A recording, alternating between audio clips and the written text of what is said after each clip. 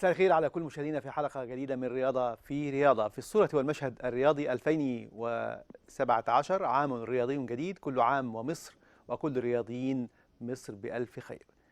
وختمها الأهلي قبل ليلتين من نهاية 2016 بانتصار على غريمه التقليدي الفارس الأبيض ليغرد منفردا على القمة. ورياح التغيير تنتظر كالعادة مدرب الزمالك ومديره الفني محمد حلمي. فإلى أين أنت ذاهب يا زمالك؟ والأيام القادمة تخبرنا عما يؤول إليه مصير الإدارة الفنية للقلعة البيضاء. وبداية نرجوها انطلاقة كبيرة لمنتخب الفراعنة ليعيد الأمجاد من جديد، من الجابون وصولا إلى أرض الصقيع والجليد والمحفل الأكبر كأس العالم. فهلا أمل يعود؟ فهلا أمل يعود؟ هي أحلامنا وأحلام كل المصريين. مشاهدينا الكرام، فاصل قصير ثم نتابع معكم رياضة في رياضة.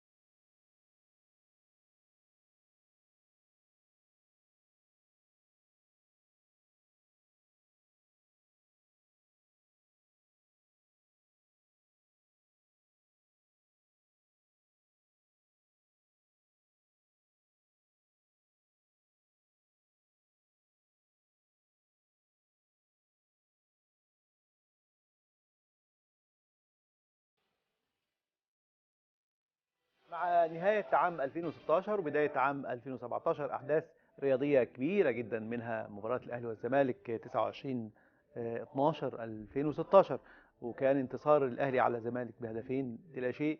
كمان استعدادات المنتخب المصري لبطولة أفريقيا في الجابون، واختيارات لاعبين وانتقالات شتوية. كل هذه الأحداث الرياضية نناقشها مع النقاد الرياضيين أصدقائنا وزملائنا الاستاذ حسام ابو العلا ناقد رياضي، والاستاذ راجح الممدوح الناقد الرياضي. اهلا بحضراتكم، نورتونا وهتمتعونا النهارده ان شاء الله في بدايه العام الجديد ان شاء الله. نبدا مع الاستاذ حسام. اخر حدث معانا كان 29/6 الاهلي والزمالك، مباراه القمه بين الاهلي والزمالك. شفت المباراه بدايتها، الاحداث اللي سبقت المباراه ازاي؟ خلينا طبعا نتفق ان اللي فاز الافضل فنيا ومستقر نفسيا واداريا والمناخ العام كله كان مهيئ لفوز الاهلي. الاهلي دخل المباراه بدافع كبير جدا للحفاظ على القمه، للحفاظ على استقراره.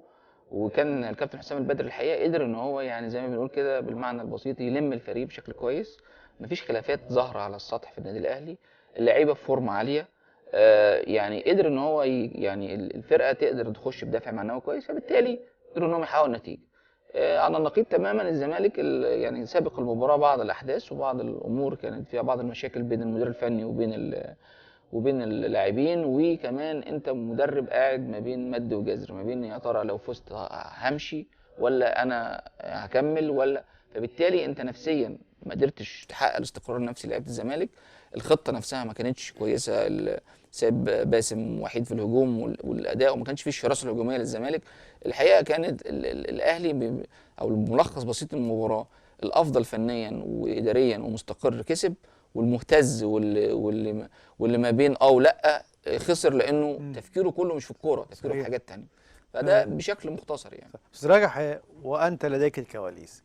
الزمالك في المباراه السابقه في مباراه الكاس فاز 3-1 على الاهلي، لكن المره دي في كواليس لمباراه الاهلي والزمالك واسباب حقيقيه لهزيمه الزمالك امام الاهلي. والله بسم الله الرحمن الرحيم. يعني انا شايف ان ماتش القمه يعني الاخير ده كان يعني هو يعني نتيجه طبيعيه اللي بيحصل في الناديين. النادي الاهلي كان بيمر بحظ كده زي ما الاستاذ حسام اتفضل وقال. نادي الزمالك ما كنتش عارف مين التشكيل، مين اللي هيلعب، مين اللي هيبدا، مين اللي قاعد على الدكه. حسام البدري نجح انه يبعد لعيبته عن اجواء التي سبقت المباراه من احداث حكم القمه مصري، لا فرنسي، لا ايطالي، لا مجري، لا كان مركز. ده مركز لا الماتش في برج العرب، لا الماتش في الدفاع الجوي، لا في بتروسبورغ. حسام البدري قدر ينقل بالفريق عن كل هذه المطارات. انما نادي الزمالك كان مركز جدا في حته الحكم، وكان معترض على الحكم المجري قبل ما يجي. ده شتت الفرقه من يعني اضافه الى ان التشكيل يعني في النادي الاهلي كان، انا بعتبره كان مفاجاه في النادي الاهلي، لان حسام البدري قدر يتكتك صح قبل الماتش. الكابتن محمد حلمي يعني كان ربنا يكون في عونه، كان محطوط تحت ضغوط جامده جدا. الراجل يعني ما كانش عارف يلعب بمين في اليمين. لا حسني فتحي كان مصاب، طب اسامه ابراهيم خد انذار ثالث ازاي؟ طب الجهاز الاداري ما يعرفش ان اسامه ابراهيم ما عنده انذارين ازاي؟ برضه لغط كل طبعا ادى الى في النهايه مشاكل حصلت قبل المباراه ما بين شيكابالا وكابتن محمد حلمي في اوضه خلع الملابس قبل بدايه المباراه. اصابه ستانلي اللي ازعجت الدنيا كلها وقلبت المعايير كلها وقلبت حسابات محمد حلمي. محمد حلمي قال في المؤتمر الصحفي وشفنا كلامه وحديثه المقنع جدا اللي قال ان يا جماعه ان ستانلي قلب كيان الماتش قبل ما يبدا. ستانلي غير حساباتي. طب ما ممكن ستانلي كان ما بقاش موافق في الماتش. بص بصراحه معلش يعني انت لما تيجي تبني نفسك على خطه معينه وعلى لاعب معين، يعني معلش يعني انا شايف ان ستانلي هو اللاعب الوحيد، السوسام هو الوقت الوحيد اللي فايق في نادي الزمالك. لاعب بيقدر يستلم بينزل يستلم. بس الزمالك فرقه كبيره. ثلاثه ستانلي ما كانش بالمستوى اللي معلش يعني افريقيا. معلش ستانلي لاعب كبير، لاعب صحيح عنده قدرات هجوميه ونزعه هجوميه وسرعه في ظل هبوط كمان مستوى باسم. يعني هبوط مستوى وفي ظل يعني ابتعاد مدافعي النادي الاهلي احمد حجازي ورامي ربيعه. كانت فرصه فعلا، كانت فرصه جدا انه يعمل ماتش هايل جدا. بس كان سعد سمير متألق بشكل ملحوظ. اكيد ايا كان سعد سمير لاعب لسه قدامه الفتره كبيره، بس انا شايف ان باسم مرسي كان بعيد عن المباراه خالص اصلا. ما جاش المباراه اصلا خالص، مركز في حاجه ثانيه وما جاش ملعب بتروسبورت خالص. انا شايف ان الكابتن محمد حلمي برضو يعني كان مقتنع بالهزيمه يا حسام، وكان مقتنع لحد ما بفوز النادي الاهلي، وشاف ان النادي الاهلي تكتيك صح، تكتيك قبل الماتش وتكتيك في اثناء سير اللقاء. يعني لما تلعب لي حسين السيد من ناحيه الشمال وتلعب لي احمد فتحي ديفندر وتلعب محمد هاني ناحيه اليمين وتلعب بثلاثه صناع العاب بيرجعوا لحظه انقطاع الكره عن فريق الاهلي، دي حاجه جميله جدا. انا شايف ان نادي الزمالك اللي كانوا يعني محمد ابراهيم مع احترامي ليه وايمن حفني مع احترامي ليه ما كانش بيرجعوا في اثناء الهجمه المرتده على نادي الزمالك. مع انه جمهور الزمالك يعني لما شاف التشكيل قبل المباراه قال يعني تفائل جدا وقال انه لان في مفاجاه يعني بيلعب من اجل الفوز مش ما هيلعب مدافع. مفاجاه زي ما حضرتك تفضل، مفاجاه حسين السيد. حسين مش يعني يعني لعيب متحمس وشاب، بس سهل انك تلعب عليه وسهل انك تشن هجمات من ناحيته. كان من نجوم المباراه الحقيقه، كان طبعا والهدف الاولاني من هو اللي لعبه. فانا تصوري ان فعلا كان الزمالك بعد ما شاف التكتيك والتشكيل الاهلي وشاف ان ممكن وجود بعض العناصر زي محمد ابراهيم كان ممكن يكون في امل. لكن انا اختلف بس مع استاذ راجل في حته ان الزمالك فرقه كبيره، اللي ما ينفعش يعتمد على مهاجم على لاعب واحد مهما كانت قدراته. ده برضه خطا مدرب. يعني ما ينفعش كابتن زي محمد حلمي يقول لك ان انا لعيب عندي انصاب فانا خطتي باظت، ما ينفعش. واضافه انه عنده لعيبه وبعدين كبار، امين حفني، شيكابالا بالظبط. وبعدين انت سبت باسم وقاعد في مصيده ما بين دفاع الاهلي وبتطالب انه يحرز هدف. انت ما بتلعبش عشان تجيب اجوان، انت بتلعب عشان تطلع بنتيجه كويسه. يعني في فرق بين فكر المدرب زي ما راجح قال حسام البدري وفكر محمد حلمي. مدرب قانع ان هو باقل نتيجه ممكن يحققها، وده طبعا لا يتناسب مع نادي الزمالك، نادي الكبير. ومدرب طموح ان هو يفوز وعنده الشراسه الهجوميه رغم مشاكل عنده زي مشاكل في الدفاع، غياب اسدين قصر النيل، وكان الفرقه في الفتره الاخيره يعني برضو الاهلي مش الفورمه العاليه اللي برضو. فالزمالك كان ممكن عنده حلول كتير يقدر يحقق، لكن للاسف خطه محمد حلمي كانت خطه مهادنه تكتيك الحرب كده.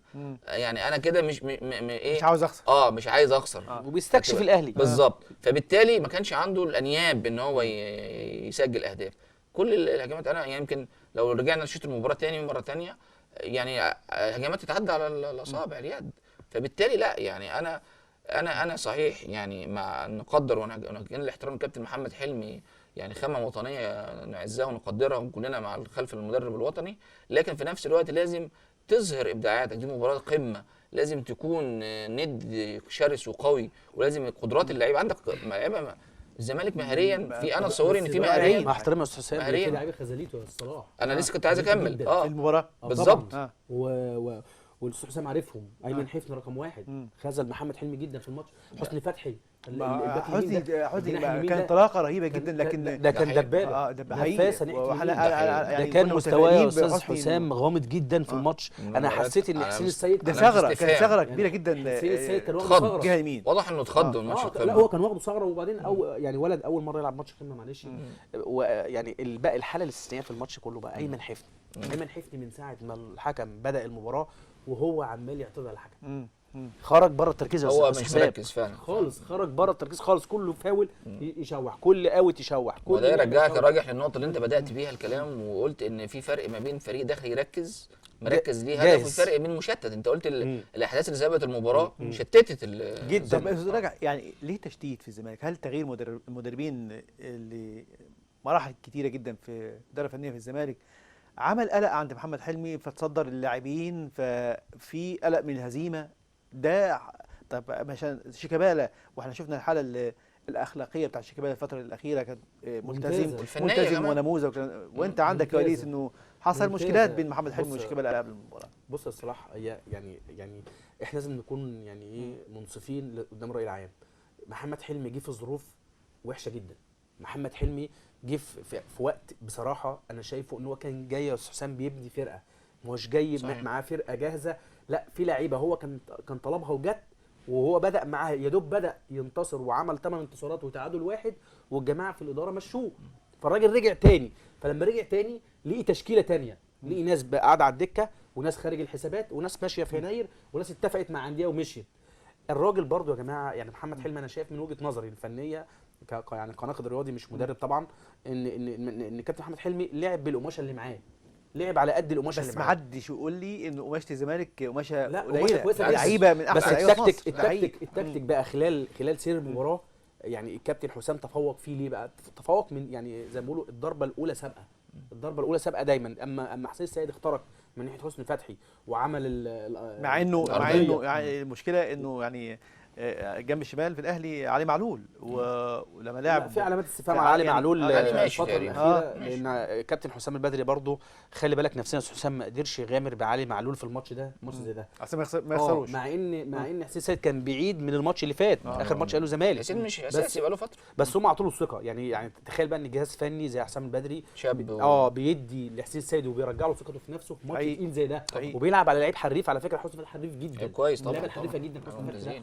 انا مش عارف في ماتش الزمالك والاهلي ده كان يعني هو حسني فتحي ليه ماتشين ثلاثه، مش هو حسني فتحي في اول انطلاقه ليه مع الزمالك. بص يا استاذ صلاح، هو حسني فتحي راجل اول ماتش قمه ليه، فبالتالي برضه يا استاذ حسام داخل معلش مهزوز شويه رهبه. طب فين التاهيل يا استاذ؟ اتفضل. تأهيل اللعيبه الجداد في اي فريق، ما هو عارف انه هيواجه يا استاذ حسام طبعا، وانت عارف وانت تقول اكتر يعني من كده. برضه بنرجع لجزئيه التاهيل النفسي في الفرقه، يعني برضه يعني ده بيرجع للجهاز الفني في الفريق طبعا. يعني حسام متمرس في مباريات القمه وخد كذا مباراه وليه يعني نتائج كويسه مع الزمالك، وتصوري ان خبرته في تاهيل اللاعبين نفسيا.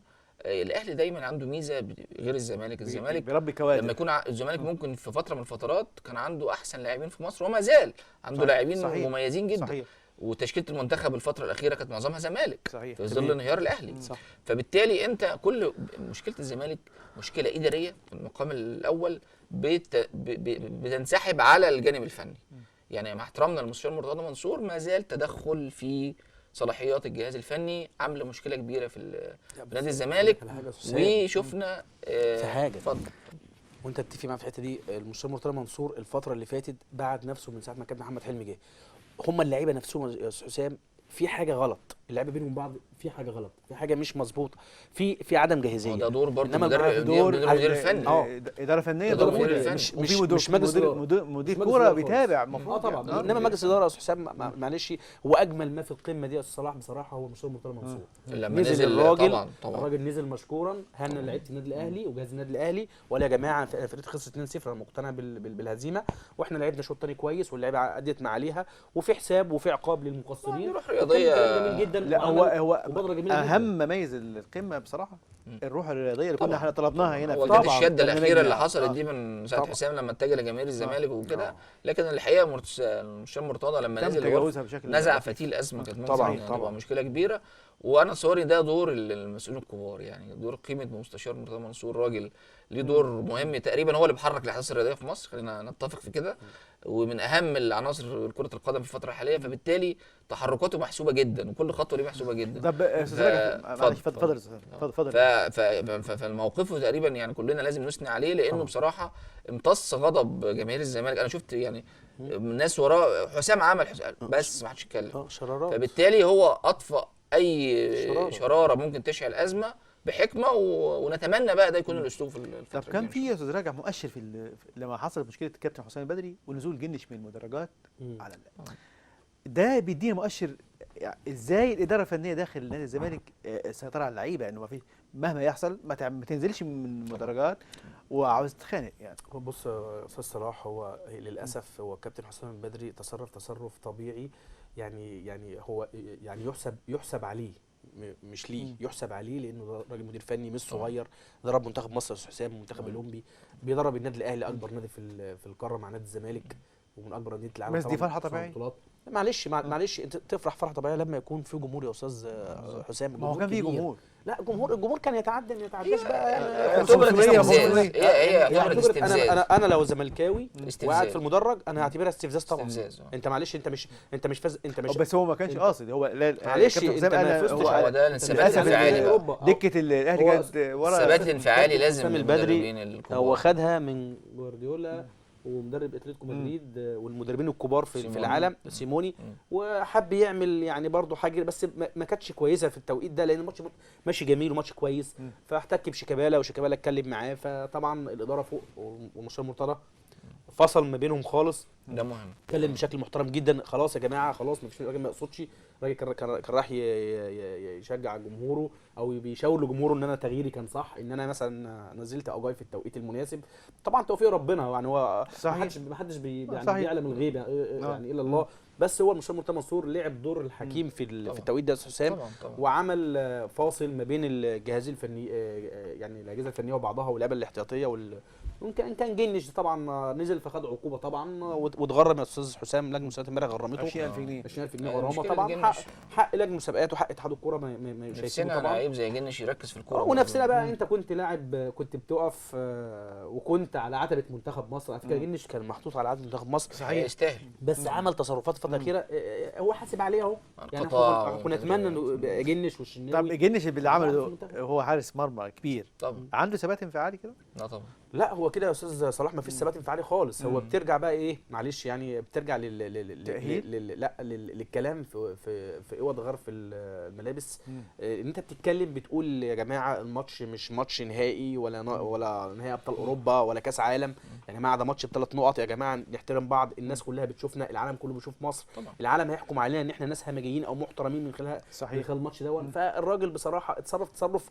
شخصي بنزعه شخصيه من جواه، انه متضايق ان ازاي الكابتن حسام البدري يشاور لا بس انت مش دورك يا جنش، انت دورك تقعد في فوق باحترام، انت خرجت بره التشكيل خالص، خرجت بره ال18 خلاص، امتثل لقرار جهازك الفني وخليك في حالك، ركز في شغلك، وان كان الكابتن حسام البدري برضه اتغرم والجهاز الفني بتاع النادي الاهلي اتغرم برضه على فكره، ما هو ده طبعا اتغرم برضه، ده كان مطلوب 10000 جنيه طبعا، لان طبعا هو يعني تحت مسمى ان دي صارت فتنه، يعني كانت هتصير فتنه ما بين المباراه كانت ماشيه بشكل لطيف والماتش كان ماشي عالي جدا، انا شايف ان النتيجه طبيعيه يا استاذ حسام، ولسه الدوري فيه 17 ماتش، طبعا لسه الدوري طويل، ماتشين مؤجلين لنادي الزمالك، يعني الزمالك قدامه متاهات لسه، والاهلي هي المنافسه هترجع تاني، الاهلي هيخسر في الدور الثاني، والزمالك هيخسر اكيد ولسه بدري كبير لسه. طيب استاذ حسام، انتهت القمه بايجابياتها وسلبياتها، وكله ده بيصب في المنتخب القومي طبعا. المصري. وكان في تخوف موضوع تأجيل المباراة أو من عدم تأجيلها، إنه يحصل مشاكل بين لعيبة الأهلي والزمالك، هما القوام الرئيسي أو الرئيس المنتخب. لمنتخب مصر. القمة هتأثر مع اللعيبة؟ لا، انا شايف ان نهايه القمه الجزئيه اللي كان فيها نوع من الاثاره تم يعني تجاوزها، وشايف ان اللعيبه الروح حلوه وجميله بينهم. وشفنا الصور اللي طالعه من معسكر المنتخب كلها بتاكد يعني ان الروح جميله. وبعدين انا تصوري ان الخلافات في الماتشات الحساسه دي وارده، يعني بتحصل في برشلونه وريال مدريد، بتحصل في انديه كبيره. لكن يعني خلاص احنا بنقفل ملف القمه دلوقتي وبنركز مع المنتخب. عندنا ماتش تونس الودي الحد الجاي ان شاء الله. عندنا بقى البطوله المهمه، نرجع كاس الامم بعد 3 مرات. كنا ابطال افريقيا 3 مرات ورا بعض، ونغيب 3 مرات. طبعا كان رقم غريب جدا في تاريخنا. ما احنا خدنا 3 ورا بعض وغبنا 3 ورا بعض. ده فبالتالي انت دلوقتي عندك هدف اهم، ادين كل اللاعبين دلوقتي يقفلوا ملف الدوري ويركزوا مع المنتخب. في منتخب مصر طبعا هو الهدف الاهم للدوري اللي احنا بنلعبه. راجع كواليس المنتخب والاختيارات بقى وطلعت اعلاميين طلعوا ازاي ما اختارش فلان وما اختارش ليه، وفي اختيارات عليها علامات استفهام كبيره جدا، واختيارات داخل المنتخب وخارج المنتخب. دعنا نتفق كلنا ونكون يعني الناس عندنا شفافيه واحنا بنكلم الناس، ان مستر كوبر راجل عنده قناعات يا استاذ حسام بالانطباعات الاولى تدوم عنده. هو حتى اختار احمد ديودار، واحمد ديودار اصلا ما بيلعبش يعني حاجه غريب جدا. طلبه ما بيلعبش في المصري خالص، ما بيلعبش في المصري. بس هو الراجل مشكلته انه جه من اول ما جه يا استاذ حسام حب وكره. يعني انا يعني عنده حب وكره طبعا. اي مدرب في العالم عنده نزعه الحب والكره. بس حتى لو كان واحد هيكسب. لا بص اقول لك على حاجه، انا ممكن اجي على حساب كرامتي. يعني ممكن انا كمدير فني لما حصل ازمه حسام غالي، الراجل صار لي كرامته وصار لي كرامه المدرب العام بتاعه اسامه نبيه. مش عيب يا فندم، مش عيب انت تسير على لكرامه مدربك او حق مدربك. يرسي مبادئ مثلا. بيرسي مبادئ. بس العيب ان انا اتمادى في التعالي. يعني الناس مدت يد صلح كتير جدا يا استاذ حسام، ومنهم المهندس ابو ريده رئيس اتحاد الكوره واعضاء مجلس اداره الاتحاد، مدوا ايادي الصلح كتير جدا، لكن الراجل رافض جدا وقافل جدا، وقال لك حسام غالي لازم يقدم اعتذار رسمي فهمي نظمي باسمه للكابتن اسامه نبيه. يا جماعه هي مش خناقه. لو حسام غالي ممكن يقدم اعتذار رسمي؟ ما هو الراجل برضه لما هاني برده قال له طب نقعد ونقعدهم الاول، بعد كده الراجل يطلع باعتذار، قال لك لا الاول الاعتذار. فطبعا حصل تعنت، فحسام غالي طبعا كابتن النادي الاهلي. انا قريب وان كنت ان انا زعلان جدا على عدم وجوده. يعني انا زعلان جدا، انا مؤثر جدا حسام. انا زعلان جدا على عدم وجود حسام غالي في منتخب مصر. حسام غالي لاعب مؤثر جدا يا استاذ حسام، لاعب يعني يوصلك للجون في بلمسه، حريف، لاعب تحب تشوفه، قائد في الملعب. جماهير الزمالك بتحب لعبه في المنتخب. مش كلام. بس للاسف هو كوبر اختار ناس على حساب ناس وساب ناس لحساب ناس. حاجه غريبه جدا. يعني واحد زي حسام باولو ده هداف دوري موسمين، فحاجه غريبه ان ازاي ما بيتمش اختياره. طبعا. وجايب احمد جمعه الراجل اللي بيلعب في المصري من الدار للنار، الراجل لا حضر معسكر ولا لعب ماتش ودي ولا اي حاجه، وجايبه. وان كنت اشك ان احمد جمعه هيستبعده، انا بقول لك اهو هيستبعده، واحمد ديودار وحماده طبعا كمان. لا وكريم حافظ هيتم استبعاده. وكريم حافظ لسه جديد. كريم حافظ ما حضرش مع المنتخب اي حاجه خالص يا جماعه. انت هو الراجل طلع ب 27 لاعب يا استاذ حسام عشان يقول للراي العام دول اللي انا اخترتهم همشي منهم 4 وهاخد معايا 23 لاعب بالظبط. هم دول لازم يستبعد 4. وهي دي قناعاتي. طب استاذ حسام، يعني استاذ رجع قال همشي ديودار وحماده طلبه وكريم حافظ واحمد جمعه. دي سهوله انه لو حد قال انه كوبر مشى ال4 دول عادي مفيش مشكله. لكن حد يقول لك انه لو خد وليد سليمان ومؤمن زكريا وباسم مرسي وايمن حفني ومع 23 الموجودين عشان يمشي 4 من دول، تبقى مشكله كبيره جدا. يعني هيمشي مين؟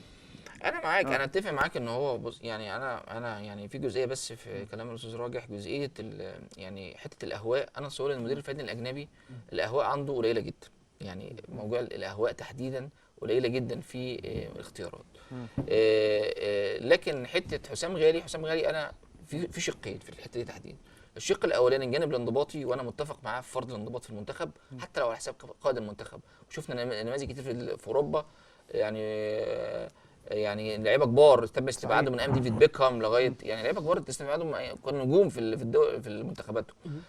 حسام من اللعيبه اللي محتاجه معالجه نفسيه. يعني حسام لعيب بنسميه لعيب المزاجي، بيلعب كوره بحرفنه بمزاج حلو، حقيقي. بيمتعك في الكوره. هو شخصيته كده من ايام توتنهام للنصر السعودي، يعني تجاربه حتى في الاحتراف ما تمش، ما كملهاش، رمى القميص في وش المدرب بتاعه. مارتينيول. مارتينيول كان لما في كان ماسك قمه توتنهام تألقه، كان ممكن حسام غالي يكمل في الدوري الانجليزي. الدوري الانجليزي، وكان بشكل لسه مرعب في يعني. بدايه تألقه، وكان ماشي راح النصر. انا كنت متابع تجربته في النصر السعودي، كنت ساعتها في السعوديه، وكنت متابع تجربته، وكان حديث الوسط الرياضي هناك، لانه لعيب عمل بصمه كبيره يعني.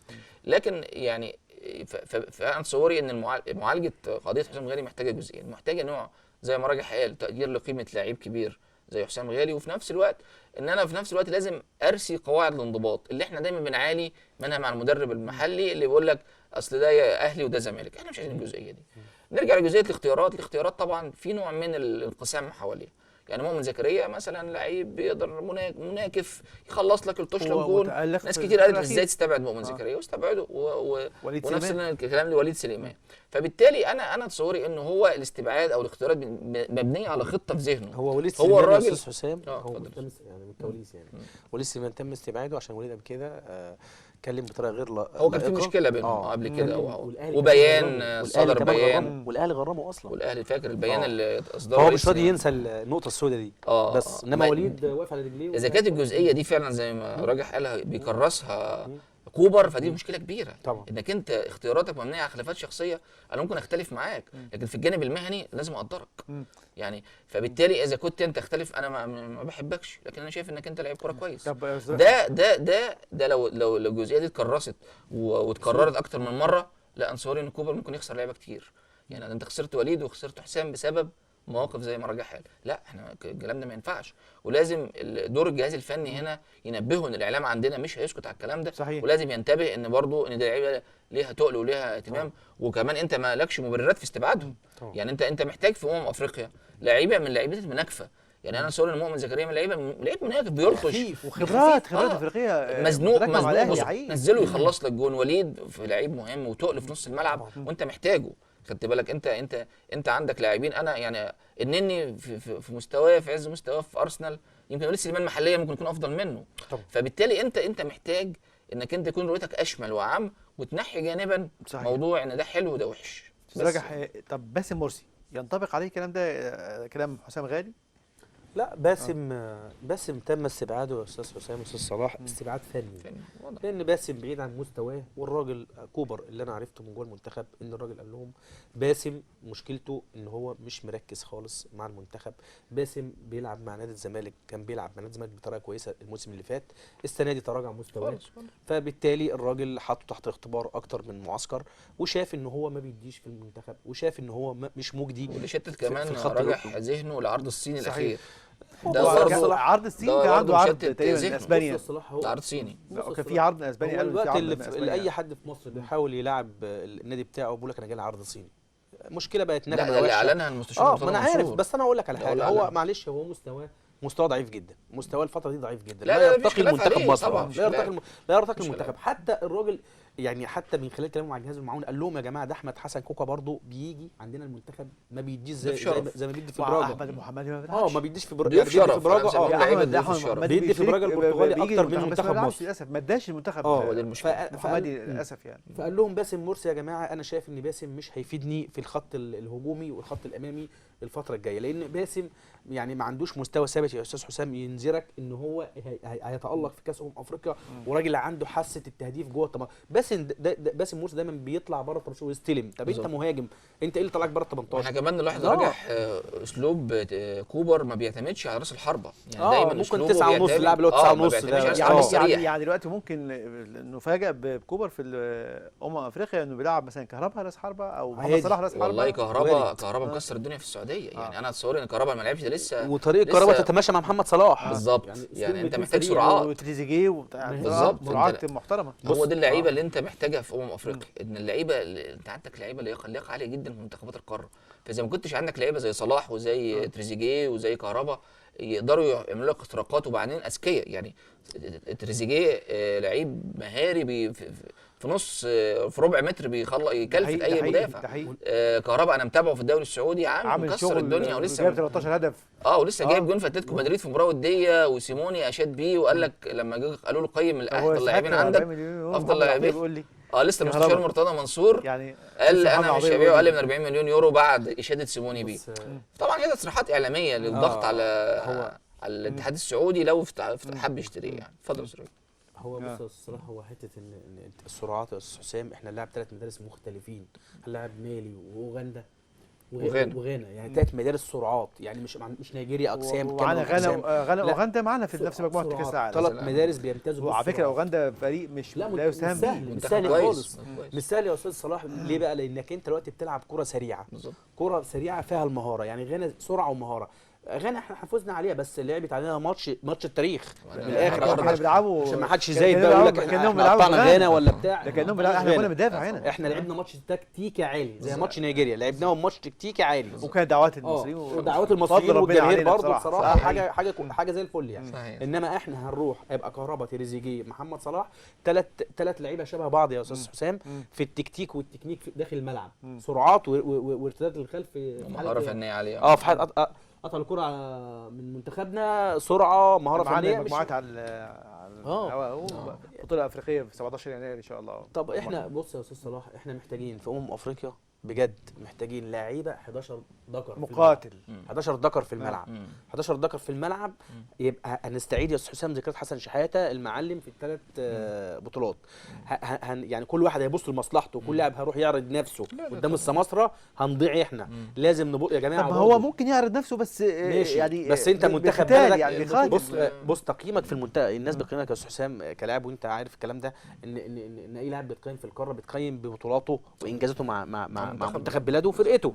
انما الناس بره ما بقتش زي الاول. الوقت بيقول لك هو عامل ايه مع منتخب بلده. هو احنا لما حسن شحاته خد 3 افريقيا، عمرو زكي راح ويجن، وجده راح وهال سيتي، وفلان راح هال سيتي. يعني الدنيا فتحت، وعبد شافي راح واهلي جده. خلاص انت بقت الاضواء كلها مسلطه عليك كمنتخب كبير، وخد 9 عالم برضه في التصنيف الدولي بتاع الاتحاد الدولي. يعني احنا يا جماعه مش رايحين برضه ومش رايحين برضه يعني ترضيه خاطر كاس افريقيا، لا المفروض يبقى عيننا على البطوله. مصر بطله، لازم يبقى عيننا على البطوله. طبيعي جدا ان اي بطوله يشارك فيها مصر لازم هو بدون قطع كلام مرشحه اولى يكون عيننا على البطوله، بس مش هنحقق البطوله. خلينا واقعيين يعني، خلينا المنطق بيفرض نفسه. احنا بطولاتنا خدناها بره كلها، كنا رايحين مع كابتن جوهري ومع كابتن حسن شحاته، خدناهم بره. احنا حدث بطولات مجمعه، بس الجيل يختلف، رغم انك انت ممكن تكون صحيح ما كانش معاك، بس انت كان معاك فريق ذهبي، ابو تريكه واحمد حسن، ويعني لا مع احترامي للجيل اللي موجود، قادرين ان شاء الله ربنا يوفقهم يعملوا حاجه، بس كان معاك جيل ذهبي فعلا. صحيح. حتى لو انت مش مصنف او مش مؤهل، بس عندك الخامات اللي تقدر تغير لك الملعب. غلبنا نيجيريا وغلبنا كوت ديفوار وغلبنا منتخبات كبيره جدا في عز غلبنا كل بس المره دي يا استاذ راجع. احنا في اول مجموعتنا في تصفيات كاس العالم من زمان ما حصلش انه تبقى لنا السبق في المجموعه. لا تصفيات كاس العالم تحديدا المره دي باذن الله ربنا يوفقنا، ان ربنا موفقنا في تصدر المجموعه، وكمان ترتيب المباريات الجايه ان شاء الله ربنا يوفقنا فيها باذن الله في كاس العالم مصر المره دي ان شاء الله باذن الله. حديثكم ممتع جدا، انا مستمتع شخصيا بحديثكم. للاسف بس الوقت بيداهمنا في عجاله يا استاذ راجع واستاذ حسام. ممكن بطوله افريقيا تبقى ميلاد جديد لعيبه مصريين زي محمود حمدي مثلا، الونش. الونش طبعا، او الونش استبعد.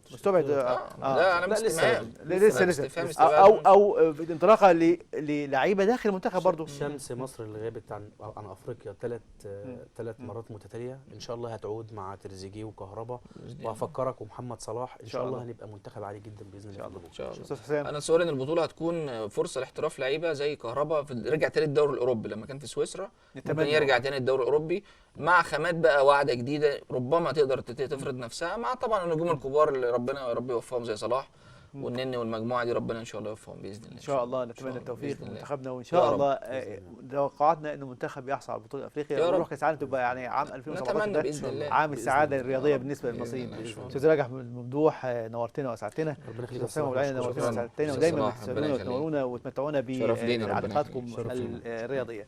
مشاهدينا الكرام، في نهايه حلقتنا شكر موصول لمشاهدينا الكرام، وهذه تحيه فريق عمل برنامج رياضه في رياضه، وتحياتي صلاح عبد الله، في امان الله.